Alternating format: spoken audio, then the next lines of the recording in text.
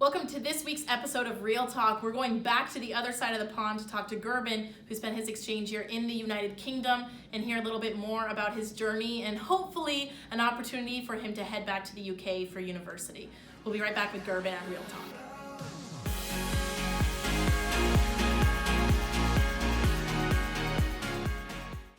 Welcome back to Real Talk. We're excited to have Gerben with us, coming all the way from the Netherlands, the class of 2017. Welcome to Real Talk, Gerben. Thank you. Thanks for having me. I'm so excited for us to chat because I think you have such a fun exchange story that is, obviously growing and growing. But you decided to go to the UK instead of the US. What was your thought process on that, especially in the Netherlands where so many people go to the US? For me, it was the easy choice, the obvious choice, because the UK, it's a totally different culture from the US. It's a lot more, a lot more traditional, maybe. And it just really clicked with me. I liked the UK beforehand, and now I've lived there for a few years, or for a year, and been back ever since. And it really started to grow on me. For me, the UK is like this special country that no other country really could be. Yeah, and it's not really as well known in the sense that, right, there's like music and TV and movies all about the US, but I'm sure when you landed in the UK, you had to do a little bit of work to know what you were walking into. What was your first experience like once you were finally in the UK? Well, our first experience was getting off the plane. It was the same as everywhere else, but then we were flying in, and we flew over the Thames and the Big Ben and all the the famous sites, and it was really quite special to actually see London up close for the first time, because I had never been to England before I went. So that was really special. And then also meeting the staff on the ground at the airports with all the British swag to greet us. That was really special. They wanted us to feel at home, and I'd say they did. That's amazing. And you went to camp and you met all of the exchange students, but then you found your way to your new home. What happened when you met your host family? So you took a bus and you met them, and what was that like, seeing them for the first time? So we'd been traveling for 8 hours maybe by bus, and then we finally got to Yorkshire, where I would be living, and our host family was there to pick us up. So you don't know them yet. We had called a few times in advance, so I recognized who they were, and we just kind of said hello, and it clicked. We got along well. We went home, and we just started talking and getting to know each other. I think it went quite well, and I stressed about it more than I should have. But I say that now, looking back, of course. But you also had 8 hours, right? So like a lot of people don't realize how big the UK is. So you left camp and you guys drove all the way to the north. And so you had a lot of time to think about what it was going to be like meeting them.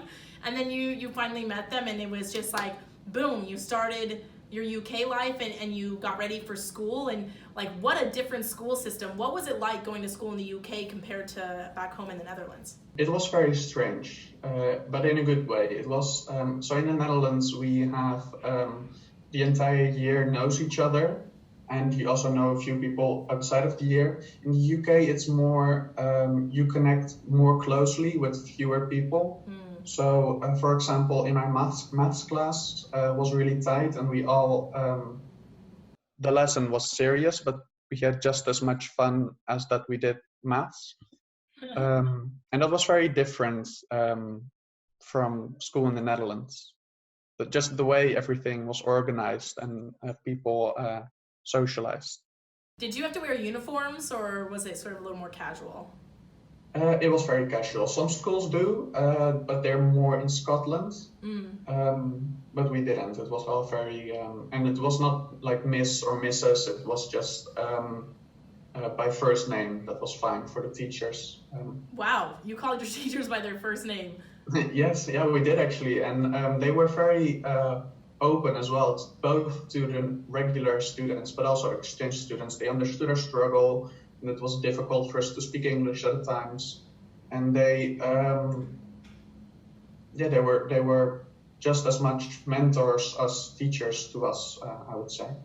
That's amazing, and super cool that it was kind of like a relaxed experience, and it's much further north, like we said, than most people think, and so you lived in a way different UK experience than perhaps your fellow class of 2017 members. What was because I know very little about the UK, very ashamed to say that, but how many classes did you take? Like, what did you find it like? Was the experience super difficult? Was it easier than at home? So me personally, I quite like the school subjects, which made it easier for me. In England, we do A levels, so they're a bit like they're European standard subjects, but you only do 3 or 4, which was really strange at first. But you do them a lot longer each day. So you pick 3 or 4 subjects you might like, and there's a very big variety as well. Like photography, you could never do that in the Netherlands, but in the UK you do stuff like that as well. And then they give you a timetable. You go to class, you change class every time, and that's your day. That's insane to focus on so few subjects. I hope that you really, really like them. You just don't sort of like them. But obviously, you didn't spend your entire day in the classroom when you were living in England. What other things were you really involved in? I mean, I think that there's so many more opportunities of exploration when going on exchange in the UK. What were your activities and free time things? There's loads. Like the biggest one I would advise exchange students to do is to travel, because that's why you're in another country, of course, to see what it's like and to explore. So quite regularly, friends of mine and we just text each other on Wednesday or Thursday, and we'd be like, yeah, what's up? You want to go to York maybe these weekends?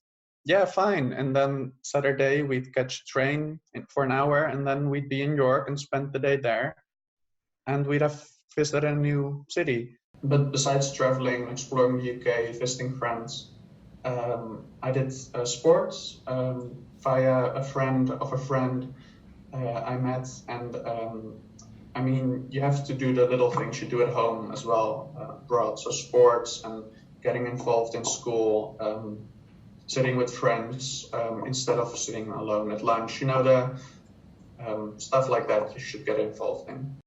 Yeah, of course, because you don't want to just hang out only with exchange students.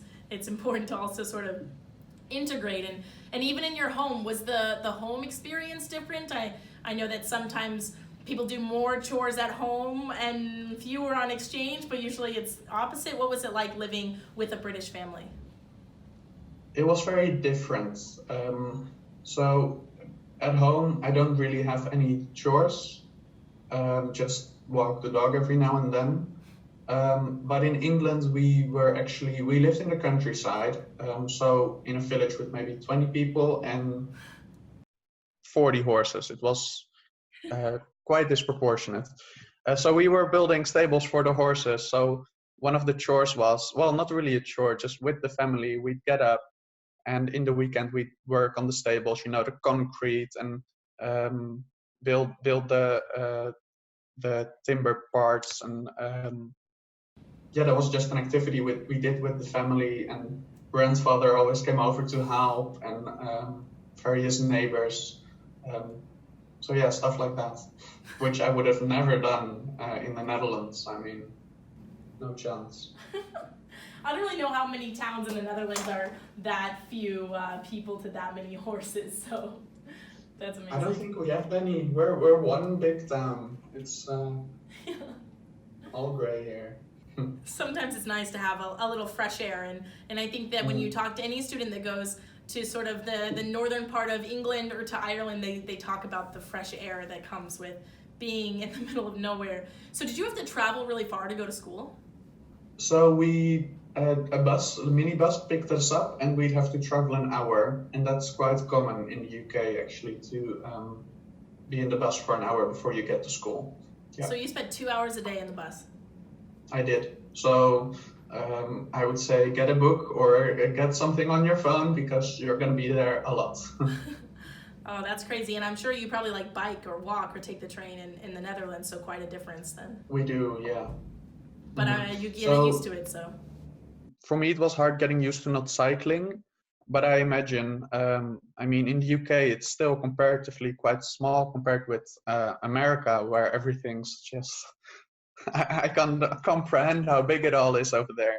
So I think that's one of the advantages of the UK as well. The travel is, for me at least, was very easy because my host family would take me to the station or to the nearest bus stop, and then we could go anywhere we want within a day, really. Awesome. That's so nice. Definitely something that's specific or particular to the UK. But I think something that is really great about your exchange story that is applicable to any exchange story, right? It doesn't matter where you are, is this idea that like there are some serious ups and downs in exchange. And we were talking about it earlier that it's a bit of a roller coaster. What was that roller coaster experience like for you when you were in England? So all these great things you do during exchange, like going to Europe or visiting a friend of mine in Liverpool, for example, that would be, one of the highs, and you'd be climbing up the roller coaster, everything's going great, you're happy, you're having fun. And then at some point, of course, there comes an end. So you go home and school starts again, or you have to learn for something, whatever. And this high you've achieved kind of just starts breaking down, and you realize everything it's in the past and you can't relive it again. And then you get a low, basically a down, and you get a little sad over that. And the way I handled it basically was just to keep planning more things, more trips, more visits, more fun stuff to do. And that way you keep going up the roller coaster, and you don't get into one of those downs. Like in the darker months, for example, it already gets dark in England at 4, which was messing with my head. That wasn't good. So especially in times like these, you just have to meet a lot with friends and do fun stuff. Yeah, I bet if you're further north, it definitely gets dark for like quite a bit of the winter. But the thing about the roller coaster, and we've been talking about this for a couple of years now, is that it keeps going. You know, your exchange year ends, but you continue to have sort of the ups and downs of your exchange story. What's happened since you've come back from the UK a couple of years ago? It was weird because you go into the exchange and I'm going to a different country. I don't know anyone. It's going to be hard. So you mentally prepare yourself for the challenge. And you go in and you're ready and everything goes fine. But then you think, oh, I'm going back home. It's fine. I know the country. I know the language. I know the people. No, you don't. Everything you've changed. People at home have changed a bit as well. And you're not prepared for it. You haven't given it any thought. So you come back and you're just like, reality hits you hard and it just slams you in the face. So that was really tough coming home. Of course, got to see my family again, got to see friends. So that way it was better, but it was still really tough. And now still the roller coaster's going. Well, you're trying to finish up school, so you're almost done, and then it's really exciting. Hopefully you've got some big moves coming up again next, another up. When do you think you'll know about your next move? So I just applied to 3 universities in England, which is definitely a good thing, of course, an up. So now I'm just nervously waiting for their offer, for their acceptance, because I would really like to go back to England and study there. So fingers crossed. That's amazing. And then you'll just keep living that exchange journey. And what's so funny is that like, even when you go back to the UK now, it's going to still be a brand new world, and you're going to learn more and more about this new home of yours. And I think that's addictive. Yeah. And that's one of the amazing things, because with EF as an ambassador, I've come back several times for camp and other activities, and you get to see more parts of the country. For example, Scotland, I'd never been there, but then with dropping off students. I got to go there, speak with the locals, and that was just really an amazing experience, seeing how open and warm they were, as just in general, everyone. Where in the Netherlands it'd just be like passing on the street, not so much. That's amazing. You know, one of my favorite stories with you actually was when we were at the Global Ambassador Summit. It was kind of one of those moments when I realized how much of a cultural exchange experience it is once you go for a year abroad. So yes, you lived in England and you were able to share about the Netherlands to the people who lived around you, to all of the Brits, and then you came back and you were able to talk about Britain to your friends in the Netherlands, and then you end up in Switzerland surrounded by people from quite legitimately all over the world who had mostly spent their years in the US. And I'll never forget this moment. It was like, I didn't even know where I was as the American in the room. Here we had a Dutch student talking all about the UK and describing it to all of these kids who had only known the US. Like, how cool was that experience? I can't really explain it. It was really quite weird because me and this other girl, can't remember her name now, but we were the only UK ambassadors there. And of course, we also learned from the American students, because I never realized what it was like over there, and that it was also totally different. I mean, one state's nothing like the next, which kind of makes sense, I guess. But so that was quite an experience. Yeah. It was definitely this like meshing of cultures and worlds, and I think was sort of the epicenter of what happens with exchange, where no one is fully from their home country anymore. They're kind of like a hybrid of the world. So what if you could dream your biggest dream? I think that you have been changed by the UK, and everybody that we talked to from the town that you were in, you changed the UK as well. What now? Like, what would be your biggest goal to do as your next step of your exchange story? Of course, going to uni, but why? What do you want to do there? So my biggest goal, if anything could come true, I applied to Cambridge in England, and that's basically this university I've been wanting to go to since, I don't know, maybe since I was 13. I don't know why. I just really wanted to go there. So if I could go there and live the traditional English life, because the buildings are all from 600 years ago, they're ancient, and walking through them and seeing it all, it's just so it's inspiring, but it's also really beautiful. Like a building from 1400, that would be it really for me. That's amazing. Well, we will keep our fingers crossed and toes crossed, and everything that happens for you, and that you can have another chapter of your British exchange story. And I think that it's amazing that you are still sharing your story with so many people, and that you're fighting to keep going, and it is your driving force. Every time we talk, you are so kind and so helpful to everyone, but it's your driving force is everything that you've done from your exchange year, and I think that's fantastic. It's super great, and I'm glad you were able to share your story with us at Real Talk. And I know if any of you are interested in going to England, the UK, Gerben has many questions to answer rather, and lots of advice to give. So you can leave comments in the questions box below and reach out to him. Gerben, it's awesome. I'm so happy to chat with you again and to have you on Real Talk. Thank you for being here. Thank you for having me. Yeah, of course. And everybody, fingers crossed that big dream can come true for him. Don't want to miss out. Next week, we have another episode of Real Talk coming at you. Thanks. We'll see you guys next time.